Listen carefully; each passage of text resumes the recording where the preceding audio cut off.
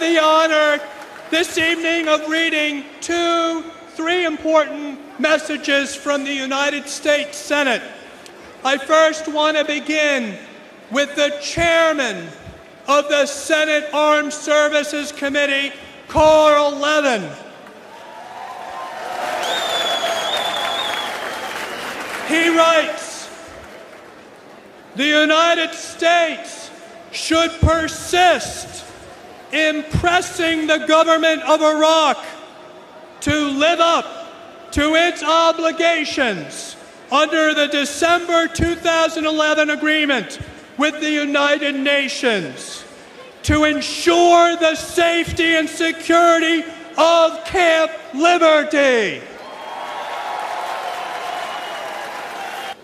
My Iranian freedom fighters, tomorrow comes when freedom's flame will light the souls of all Iranians, and the barricade of oppression will come down, because we will not go away into the darkness of the night.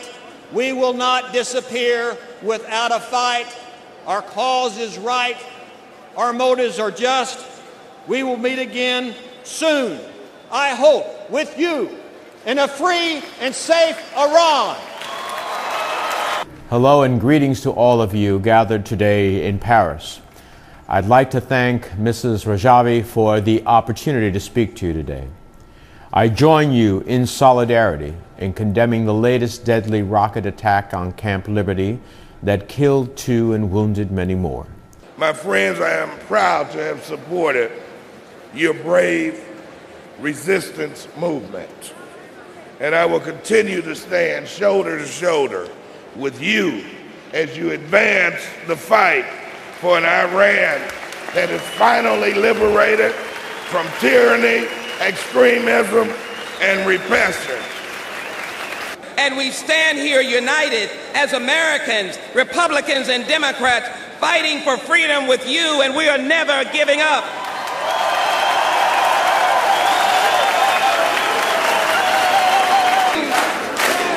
To my dear sister, to all of you, Salome, and to my sister who has 2 children in the ill-fated Camp Liberty waiting to be freed, to the President-elect, to the freedom fighter, to a woman of greatness, and that is President-elect Miriam Rajavi.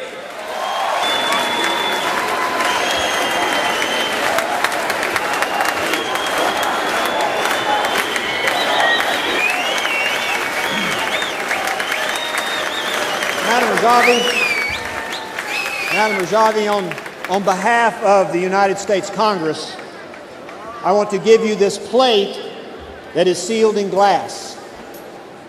And when Iran is free and you are the president, we will break this glass and break bread in Tehran together.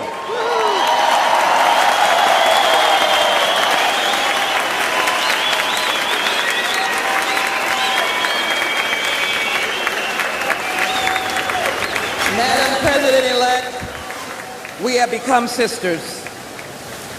The challenge of your great leadership is spreading around the world.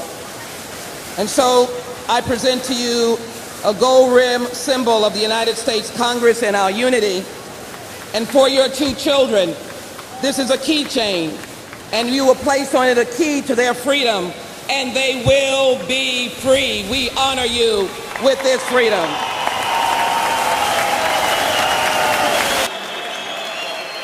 Finally, to the residents of Liberty and Ashraf, continue to hang tough.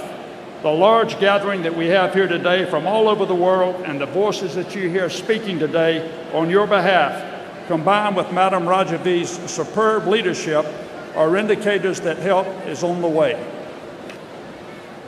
The United Nations, the U.S. government, and the Iraqi government have all agreed that the MEK must be protected.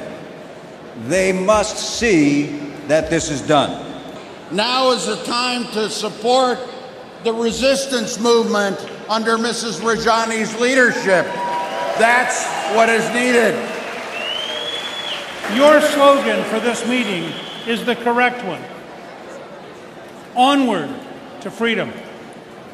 The only way to move onward to freedom is to have a genuinely open election in which anyone could run, including Mrs. Rajavi. The United Nations, the State Department, and we, the American friends of the MEK, we convinced the people of Ashraf to move to liberty. We told them that the UN and the US and the government of Iraq guaranteed their safety at liberty. Let the record show we misled them. We misled them. There's been no attempt to guarantee their safety. In fact, the opposite is true. The government of Iraq has prevented them from taking common sense safety measures, T-walls, protective armor, to protect themselves. And again, death has resulted. We want to send a strong message to Khomeini that the international community will not be duped again. The era of your deception has expired. Ms. Rajavi, dear friends, I'm proud to be here to tell you about Canada's actions in defense of freedom and democracy in Iran.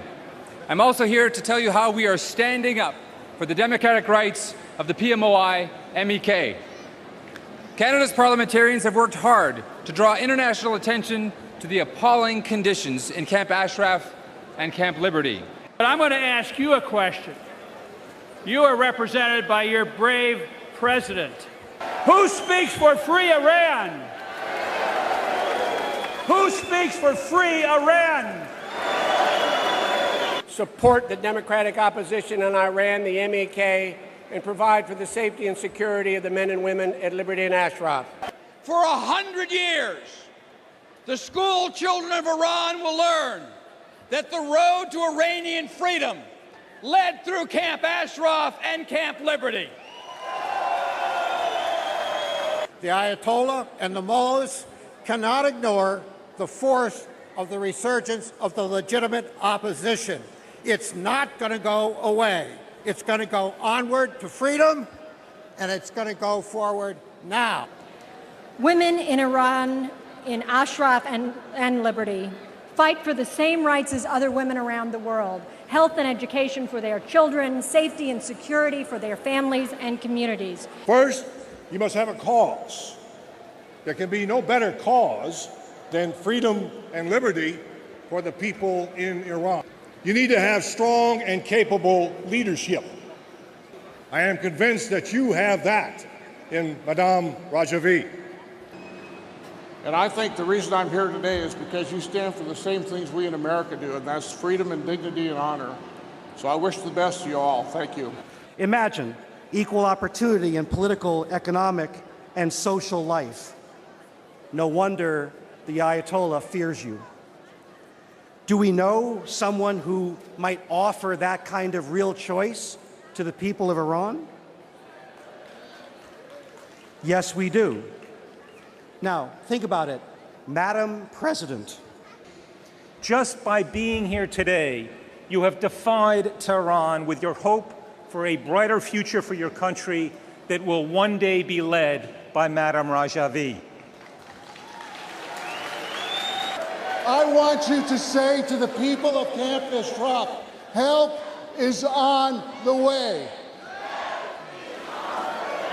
I want you to say to the world that you represent freedom for the people of Iran, and by telling them help is on the way. Religious dictatorship ruling Iran does not, in fact, represent the Iranian people. And if you want to look at who does represent the Iranian people, look to those like Madame Rajavi, who, in fact, represent the aspirations of her people for freedom, for democracy, for freedom for women as well as men. And I want to send that message not just to those in this room, but throughout. We want to welcome our viewers in the United States and around the world. You're in the Situation Room. The U.S. promised to protect them, but now 3,000 Iranian dissidents in Camp Liberty, Iraq, are in grave danger. Iraq's puppet government executed 52 unarmed dissidents and took 7 hostages at Camp Ashraf. a crime against humanity. American betrayal has now led to the murder of 112 refugees. President Obama, keep America's promise. Save the 7 hostages. Hold Iraq accountable.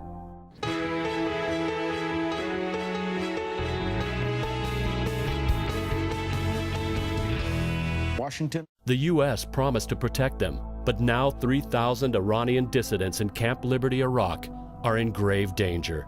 Iraq's puppet government executed 52 unarmed dissidents and took 7 hostages at Camp Ashraf, a crime against humanity. American betrayal has now led to the murder of 112 refugees. President Obama, keep America's promise. Save the 7 hostages. Hold Iraq accountable.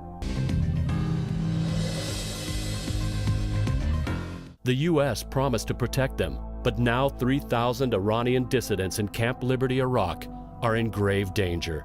Iraq's puppet government executed 52 unarmed dissidents and took 7 hostages at Camp Ashraf, a crime against humanity. American betrayal has now led to the murder of 112 refugees. President Obama, keep America's promise. Save the 7 hostages. Hold Iraq accountable. We're going to walk together. We're going to stand together. We're going to sing together. We're going to stay together. We're going to moan together. We're going to groan together. And after a while, we'll say, freedom, freedom, freedom now.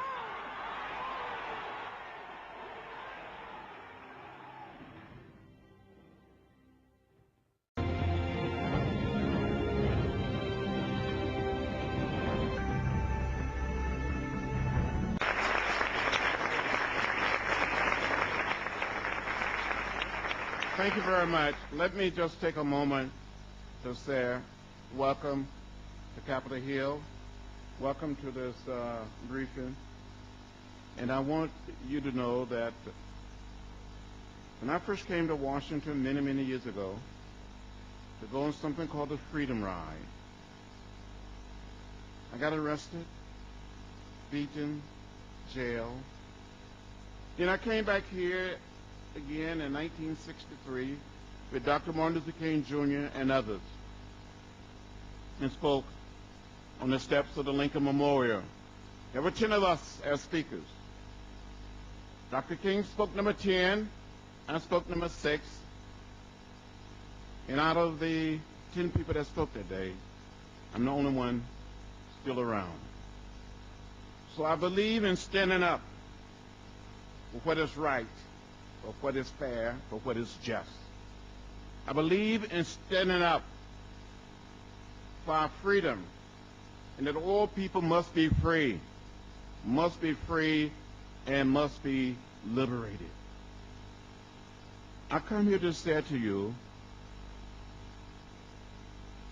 never ever to give up, never ever to give in, never ever lose faith. Had a concussion on the bridge in Selma, in Montgomery, on the attempt to march from Selma to Montgomery on March 7, 1965. We didn't give up. And the people who support the people in Iran, and those of you who live and reside here in America and around the world, must never, ever give up. Continue.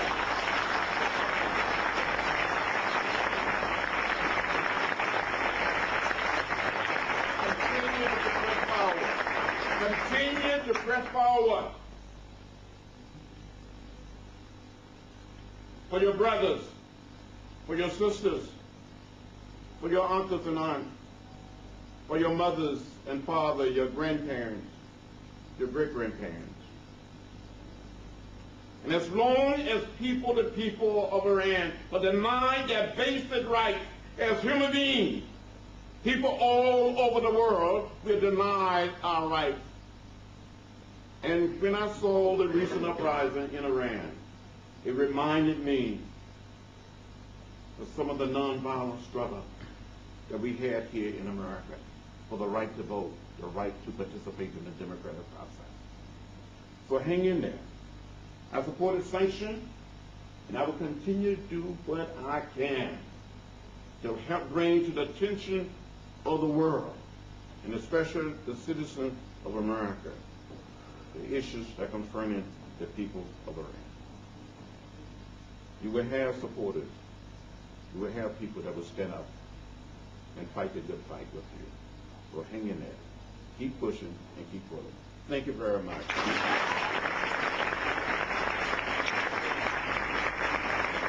One day, we're gonna work it out. One day, we're gonna work it out. One day, we're gonna work it out. I have a dream. I got a dream. That one day, one day, we're gonna work it out. One day, we're gonna work it out. One day, we're gonna work it out. I have a dream. I got a dream. That one day, we're going to march. We're going to walk together. We're going to stand together. We're going to sing together. We're going to stay together. We're going to moan together. We're going to groan together. And after a while, we'll say, freedom, freedom, freedom now.